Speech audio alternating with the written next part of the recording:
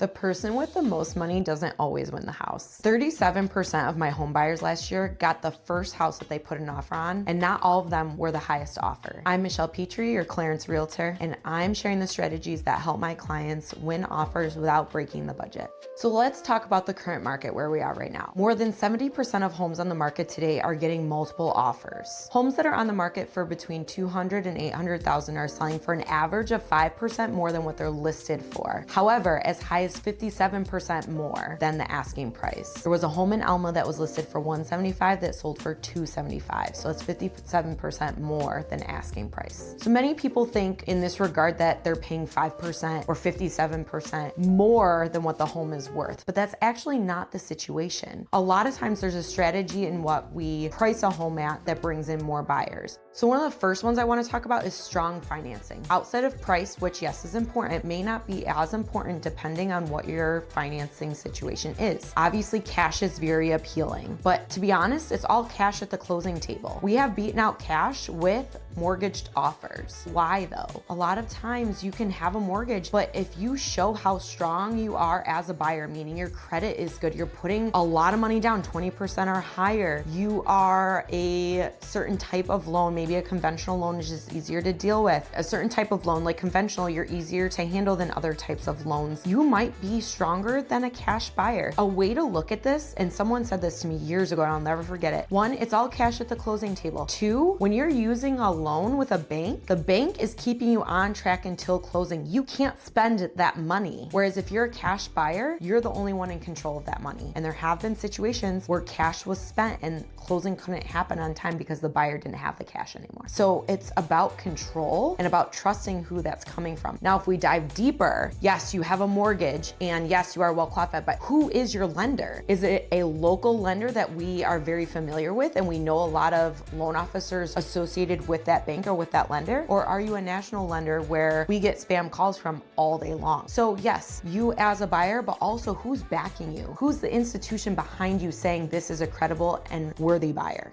The second factor that can make your offer really stand out is figuring out what the seller truly needs. The more confidence they have in your offer and the more comfortable they feel, the more likely they are to go with your offer, even if it's lower in price. So maybe the seller needs time to stay in the home after closing in order to find their next property. That's called post-closing occupancy. So let's say it takes 45 to 60 days in order to close. Closing date is May 1st. Maybe you'll give them an extra 30 to 60 days in order to stay in the home before they find their next property. This doesn't really hurt you because they pay a daily rental rate to you in order to stay in the home. They become arguably your tenants because you do own that home. And a lot of people think, I don't want to have someone live in my home while I'm paying the mortgage. One, your first mortgage payment isn't until 45 days after you close. So you're not going to have a mortgage payment day one that you close because you just paid all those closing costs, your down payment, everything. Secondly, they're paying you a daily rate. So arguably you have no cost to having them stay there, but it depends on what your cost is to stay where you are now. Do you have the flexibility to make that happen for them? I've had buyers either stay with friends, stay with family, or actually rent an Airbnb for an extended period of time because the numbers still made sense for them. When you have a family and other things and dogs, that can be a little bit more challenging, but there are places that are making that more doable nowadays. So cost to a buyer, really, if you are okay with where you're staying right now, this isn't any cost at all because you're getting a rental fee daily from the seller staying in the home. But if you do have to remove yourself from where you are now and have a place to stay in the interim, then that's going to cost whatever it's cost to stay there.